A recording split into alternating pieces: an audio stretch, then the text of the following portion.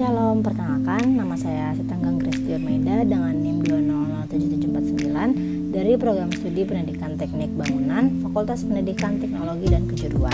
Di sini saya akan membuat video mengenai materi yang sudah dipelajari di Seminar Pendidikan Agama Kristen semester 5. Ya, jadi materi yang pertama itu mengenai kepemimpinan hamba. Orang seperti apa yang dipakai oleh Tuhan, yaitu orang yang berdoa kepadanya atau man of prayer. Seperti yang dikisahkan di Kisah Para Rasul 31 tentang Petrus dan Yohanes. Firman Tuhan berkata, pada suatu hari menjelang waktu sembahyang, yaitu pukul 3 petang, naiklah Petrus dan Yohanes ke bait Allah. Suatu hari Petrus dan Yohanes pergi ke bait Allah pada waktu jam doa, yaitu pada jam ke-9. Selanjutnya man of faith, orang yang mempunyai iman, di Kisah Para Rasul 3 ayat 6. Tetapi Petrus berkata, emas dan perak tidak ada padaku, tetapi apa yang kupunyai kuberikan kepadamu, demi nama Yesus Kristus orang Nazaret itu berjalan. Ya, jadi diperlukan iman yang sangat besar untuk melayani orang-orang. Terlebih saat kita menemukan kondisi-kondisi yang tidak mungkin secara pikiran manusia, padahal bukan kemampuan kita, namun kemampuan Tuhan menyelesaikan segalanya. Selanjutnya yaitu man of word. Jadi orang yang mengenalkan firman-Nya yang akan dipakai Tuhan secara efektif. Ketika kita membaca dan merenungkan firman Tuhan, kita akan membawa kita kepada pengenalan yang lebih lagi kepada Tuhan, dan hal itu berbanding lurus dengan iman kita. Semakin mengenal Dia, semakin kita akan beriman kepadanya. Selanjutnya, men that are filled with Holy Spirit. Ada di Kisah Para Rasul 1 ayat 8, yaitu, tetapi kamu akan menerima kuasa kalau Roh Kudus turun ke atas kamu, dan kamu akan menjadi saksiku di Yerusalem dan seluruh Yudea dan Samaria dan sampai ke ujung bumi. Jadi orang yang dipenuhi kuasa Roh Kudus lah yang mampu dipakai Tuhan secara efektif. Mustahil kita melayani dengan pimpinan diri kita sendiri, dan kita berharap pelayanan kita akan efektif. Kita perlu kuasa dan tuntunannya. Ya.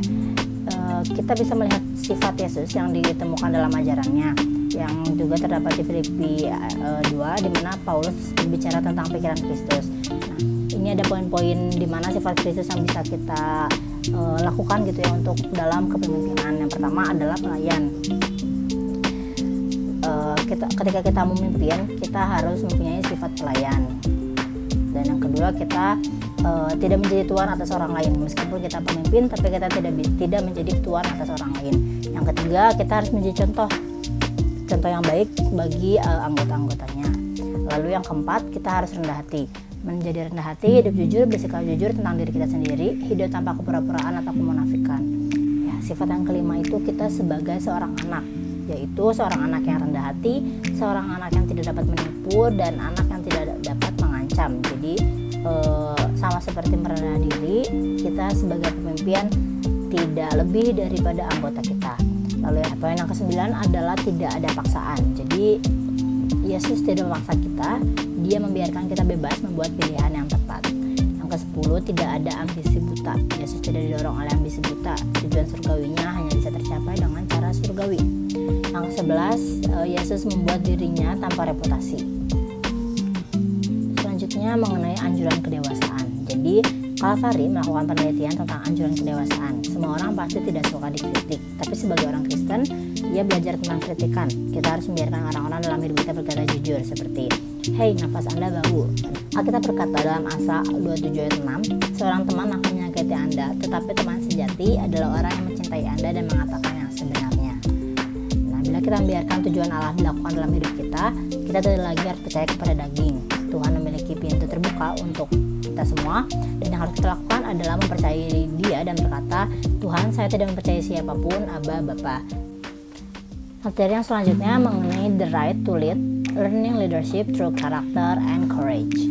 Ya, jadi apa yang membuat seseorang itu berhak untuk memimpin? Tentu saja itu tidak diperoleh dari pemilihan atau pertemuan. Memiliki jabatan gelar, peringkat atau derajat tidak akan memenuhi syarat untuk memimpin orang lain. Dan kemampuan untuk memimpin tidak datang dengan sendirinya dari segi umur ataupun pengalaman.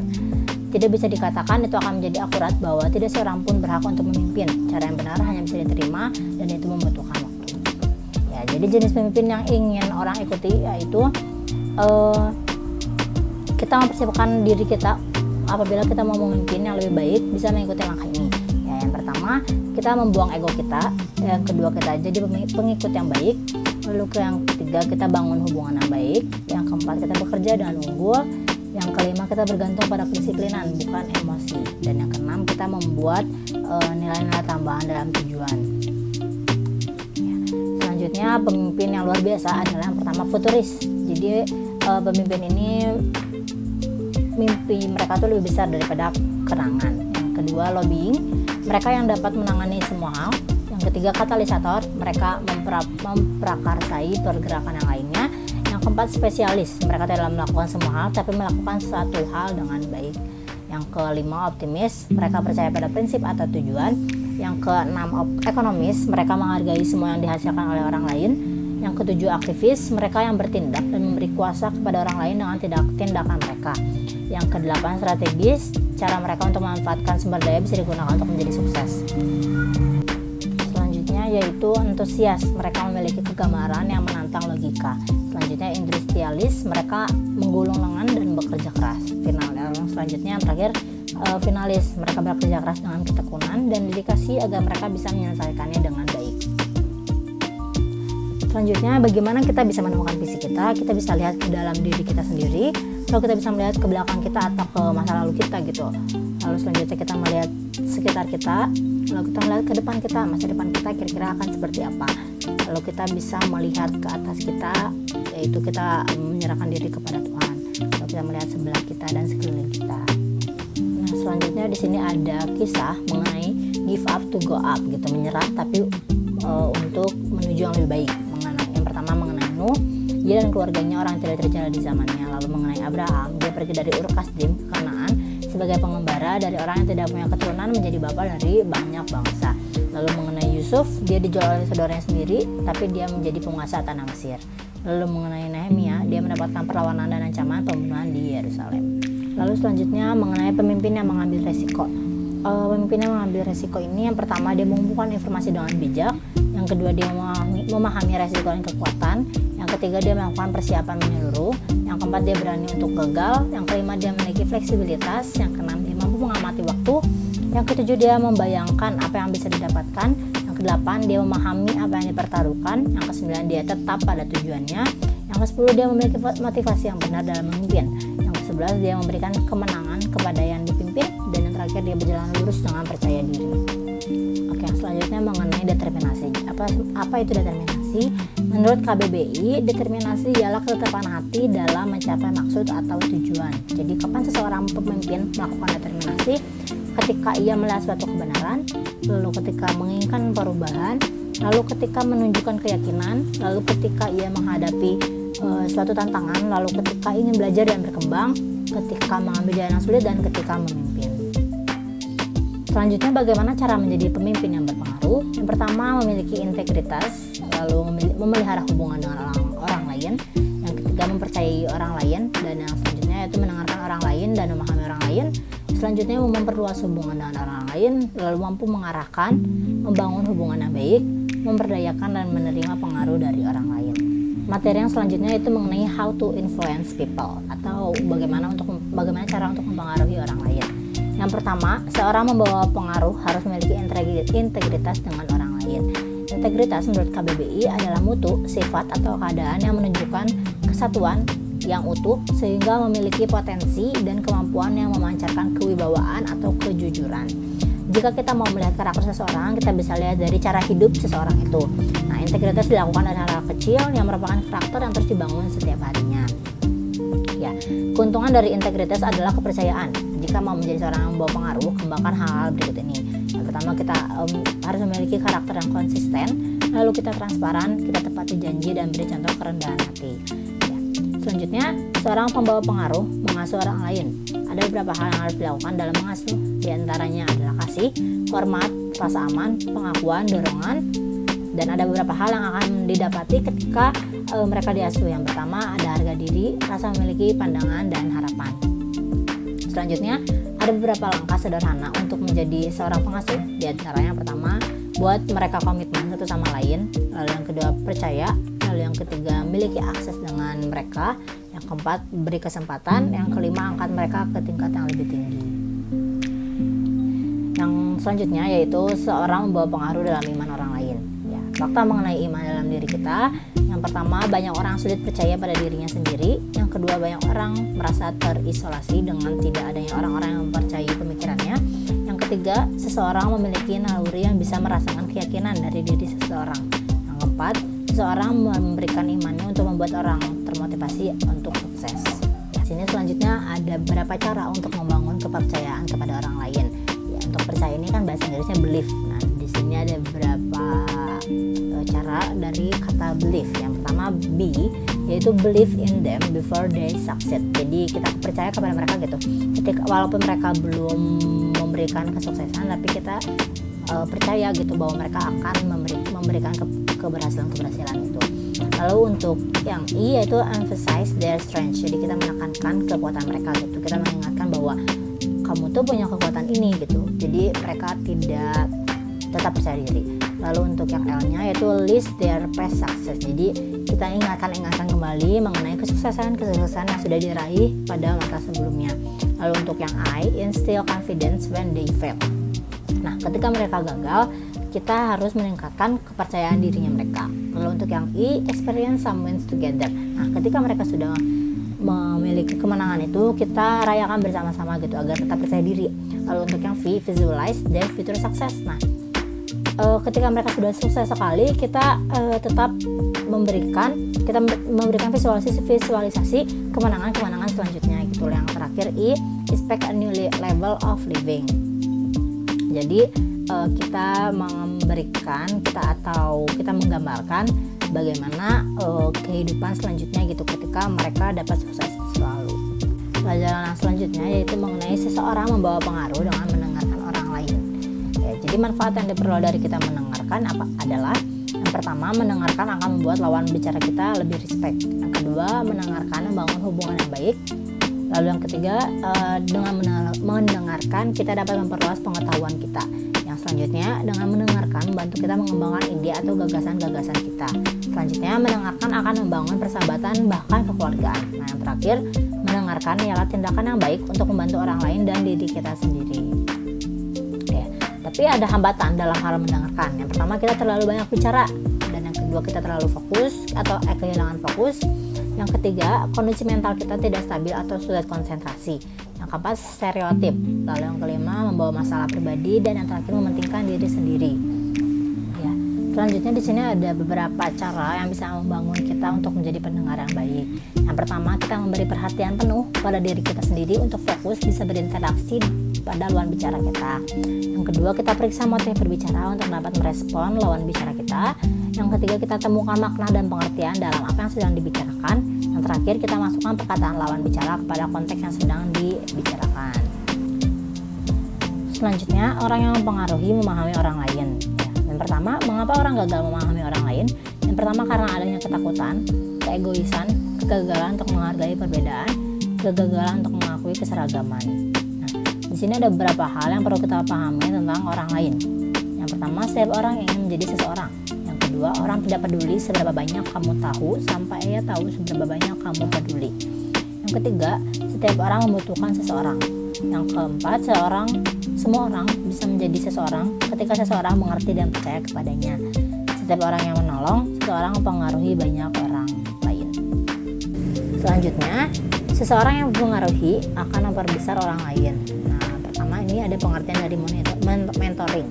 Jadi mentoring ini adalah memberikan motivasi untuk bertumbuh kepada orang lain tanpa memberikan sarana untuk melakukannya adalah suatu tragedi.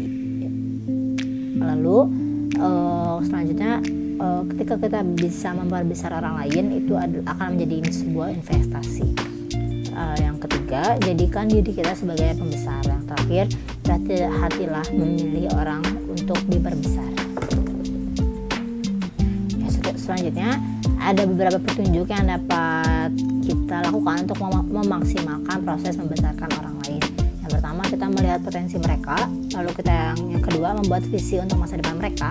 Yang ketiga, kita menggali keinginan mereka. Yang keempat, kita mengatasi karakter yang kurang. Yang kelima, fokus pada kekuatan mereka. Yang keenam, perbesar mereka dengan perlahan-lahan. Yang ketujuh, letakkan sumber daya dalam tangan mereka. Yang kedelapan, membukakan mereka pada pengalaman yang diperbesar. Yang terakhir, ajak mereka untuk memperbesar diri sendiri. selanjutnya, a person of influence connects with people. Jadi seseorang yang berpengaruh itu akan berhubungan dengan orang lain juga gitu. Nah, hubungan dengan orang lain ini akan membawa kita ke tingkat selanjutnya. Hubungan adalah hal yang sangat penting untuk mempengaruhi orang lain dalam hal yang positif. Saat kita bersama orang lain, kita berjalan berdampingan dengan mereka dan membantu mereka melewati hal-hal yang sulit dijalani oleh mereka. Namun, saat kita berhubungan dengan orang lain, kita meminta mereka untuk berjalan di jalan kita untuk mendapatkan keuntungan bersama. Ya, selanjutnya ini ada tahap untuk berhubungan dengan orang lain. Yang pertama, jangan memanfaatkan dan mengharapkan sesuatu dari orang lain. Yang kedua, kita terapkan pola pikir perubahan. Yang ketiga, mulailah mendekati orang lain. Yang keempat, carilah dasar untuk berhubungan. Yang kelima, sadari dan hargai kepribadian orang lain. Yang keenam, temukan kunci kehidupan orang lain. Yang ketujuh, hubungan dengan hati. Ya, selanjutnya, a person of influence empowers people. Jadi orang yang berpengaruh itu menguatkan orang lain. Nah, menguatkan orang lain ini artinya kemampuan untuk menguatkan orang lain adalah kunci keberhasilan. Saat kita menguatkan orang lain, kita dapat membuat orang lain berada pada tingkat paling tinggi dalam perkembangan hidupnya. Menguatkan orang lain membuat kemampuan orang tersebut meningkat tanpa merugikan diri kita. Di sini ada kualifikasi untuk menguatkan orang lain. Yang pertama, posisi. Kita tidak dapat menguatkan orang yang tidak kita pimpin. Kita bisa memberi motivasi pada orang yang kita kenal. Namun untuk menguatkan, kita harus berada posisi pemimpin mereka. Yang selanjutnya itu hubungan. Saat kita menghargai hubungan, kita telah membangun dasar untuk menguatkan orang lain. Selanjutnya yaitu penghargaan. Hubungan membuat orang lain nyaman bersama kita, tetapi penghargaan membuat orang lain dikuatkan oleh kita. Saling menghargai adalah dasar yang kuat untuk menguatkan. Ya, terakhir yaitu komitmen. Komitmen adalah kunci keberhasilan dalam menguatkan orang lain. Selanjutnya, cara menguatkan orang lain untuk mencapai potensinya. Yang pertama, evaluasi. Yang kedua, kita menjadi teladan. Yang ketiga, kita memberikan dorongan untuk sukses. Lalu yang keempat, memberi tanggung jawab pada orang lain. Lalu yang kelima, kita tunjukkan bahwa kita itu percaya diri. Yang keenam, kita memberikan respon. Yang terakhir, kita membebaskan orang lain untuk mencapai tujuannya sendiri. Materi yang selanjutnya itu mengenai film Facing the Giant. Jadi berhadapan dengan yang besar. Siapa sih yang berhadapan dengan yang besar itu? Ada yaitu seorang pelatih tim football bernama Grant Taylor. Jadi di hidupnya ini dia harus mengatasi permasalahan-permasalahan yang bertubi-tubi menimpa dia gitu. Jadi itulah kenapa Facing the Giant gitu. Jadi mengenai Grant Taylor yang berhadapan dengan sesuatu yang besar. Apa aja itu masalah yang besarnya? Pertama, Grant Taylor ini yang merupakan seorang pelatih dari tim football, tapi dia dapat dikatakan gagal membawa timnya untuk berprestasi. Ya, permasalahan yang pertama ini, Grant itu dihadapkan dengan permasalahan keluarnya salah satu pemain andalannya yang bergabung ke tim sekolah lawan. Nah, dengan seperti itu, timnya itu kan mengalami keterpurukan ya, dan dengan keterpurukan itu pengurus sekolah pun hilang kepercayaan kepadanya. Nah, selain permasalahan tim footballnya itu, Grant Taylor juga ini dihadapkan dengan masalah pribadinya, yaitu ekonomi keluarganya yang kurang tercukupi dan juga keinginan besar istrinya untuk memiliki seorang anak, dan tapi Tuhan belum mewujudkan itu gitu. Nah, di tengah-tengah keputusan itu, Grant Taylor bertemu dengan seorang lelaki tua yang datang ke loker, yang setiap hari yang rutin datang ke loker sekolah dan berdoa di sana. Nah, pertemuan Grant Taylor dengan lelaki tua ini membuat Grant tersadar akan pentingnya makna kehidupan dan keyakinan kita pada kekuatan Tuhan. Ya, keesokan harinya Grant Taylor mendapatkan pencerahan mengenai cara meningkatkan prestasi tim footballnya. Setelah melakukan perenungan, Grant akhirnya menetapkan visi dan misi tim footballnya, yaitu mengagungkan Tuhan. Ya, berbekal visi dan misi yang baru, ia perlahan meningkatkan kembali motivasi seluruh anggota tim. Berkat visi dan misi serta semangat baru, tim football Grant berhasil bangkit di kompetisi. Tim football berhasil menangkan kejuaraan, dan gak cuma tim footballnya yang menjadi berhasil. Grant Taylor juga mendapatkan berkat dari Tuhan, yaitu kehamilan istrinya, dan juga Grant Taylor menerima kenaikan gaji karena sekolah akhirnya sudah mulai percaya, sehingga akhirnya Grant Taylor mendapatkan kehidupan yang lebih baik lagi. Ya, jadi dari film ini kita bisa mengambil pelajaran bahwa di dalam hidup ini terkadang kita butuh berhenti sejenak untuk merenungkan tujuan yang sebenarnya yang ingin kita capai. Namun berhenti sejenak ini bukan berarti kita menyerah. Kita juga belajar bahwa kita harus yakin bahwa Tuhan sudah memberikan kita kemampuan untuk melakukan hal-hal yang luar biasa. Dan yang terpenting, kita sebagai anak Tuhan harus memiliki keyakinan bahwa Tuhan akan melakukan sesuatu yang terbaik untuk kita setelah kita melakukan yang terbaik untuk sesuai kemampuan kita. Selanjutnya, materi mengenai visi dan misi. Bagaimana cara membuat kita visi hidup? Yang pertama, peran khusus apa yang kita merenungkan bahwa peran khusus apa yang akan dilakukan baik dalam profesi maupun pelayanan. Lalu kita menjabarkan dan menuliskan dalam bentuk statement yang tajam, jelas, padat, dan lugas. Nah, rumusan visi ini merupakan pernyataan pribadi kita yang mengungkapkan makna dan tujuan hidup kita. Falsafah hidup dan jati diri seseorang dapat tergambar melalui visi hidup ini. Nah, mengapa visi hidup ini penting? Visi ini menolong seseorang untuk tetap fokus pada tujuan kita. Dan selanjutnya visi juga akan menuntun dan mengarahkan seseorang untuk mengambil keputusan yang terbaik serta menetapkan langkah yang akan ditempuh. Nah, visi ini juga harus dimiliki dan dipelihara dan senantiasa segar dan juga realistis. Nah, seperti itu. Selanjutnya mengenai visi hidup, di sini saya mau memaparkan mengenai visi hidup saya. Yang pertama, visi hidup saya itu menjadi garam dan terang bagi dunia ini. Dan selanjutnya yaitu misi hidupnya, saya mau melakukan apa yang dikatakan firman Tuhan gitu, karena dengan saya melakukan firman Tuhan maka saya menjadi garam dan terang dunia. Nah, strateginya apa? Yang pertama, saya membaca atau mendengarkan firman Tuhan secara konsisten. Lalu saya meminta kekuatan kepada Tuhan untuk dapat melakukan semua perintahnya. Yang ayat yang saya pegang gitu untuk melakukan visi hidup ini yaitu Galatia 5 ayat 2-23, yaitu tetapi buah roh ialah kasih, sukacita, damai sejahtera, kesabaran, kemurahan, kebaikan, kesetiaan, kelemah lembutan, penguasaan diri. Tidak ada hukum yang menantang hal-hal itu. Ya, jadi mengapa ayat ini saya jadikan pegangan? Karena menurut saya dengan saya melakukan buah-buah roh, saya bisa menjadi garam dan terang dunia. Ya, materi yang terakhir yaitu mengenai amanat agung. Ya, jadi yang perlu kita ketahui bahwa dosa ini membawa kita kepada kebinasaan, ya, seperti yang dikatakan di Roma 6 ayat 23a. Tetapi kasih Allah membawa manusia yang seharusnya binasa tidak binasa, melainkan beroleh hidup yang kekal. Ya, selanjutnya kunci untuk diselamatkan itu yang pertama kita harus mengakui dan juga kita percaya dalam hati kita bahwa Yesus akan menyelamatkan kita. Selanjutnya kita harus percaya gitu bahwa Yesus itu satu-satunya jalan gitu. Ada juga di Kisah Para Rasul 4 ayat 12. Nah, selanjutnya di Yohanes 1 ayat 12-13 dikatakan bahwa karena iman kepercayaan kita kepada Yesus dan oleh karena kematiannya status kita diubahkan menjadi anak-anak Allah. Dan juga di Kisah Para Rasul 1 ayat 8 di dalam Kisah Para Rasul ini dikatakan bahwa setelah kita percaya kita bisa menjadi saksinya gitu. Di Matius 8 ayat 19-20 dikatakan bahwa Allah itu menyertai kita. Pendek-pendek Mbak. Dan selanjutnya gitu, kita kan sudah percaya kepada Tuhan. Kita jadi dengan itu kita jangan sia-siakan karunia Allah karena kita hidup hanya sementara.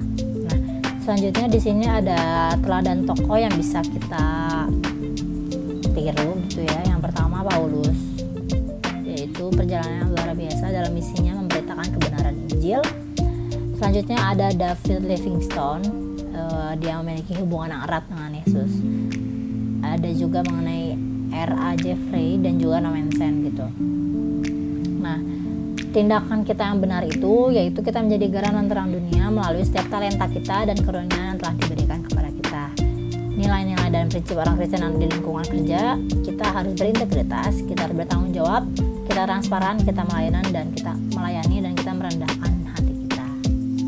Ya, mungkin sekian yang dapat saya sampaikan, kurang lebihnya mohon maaf jika ada kesalahan kata.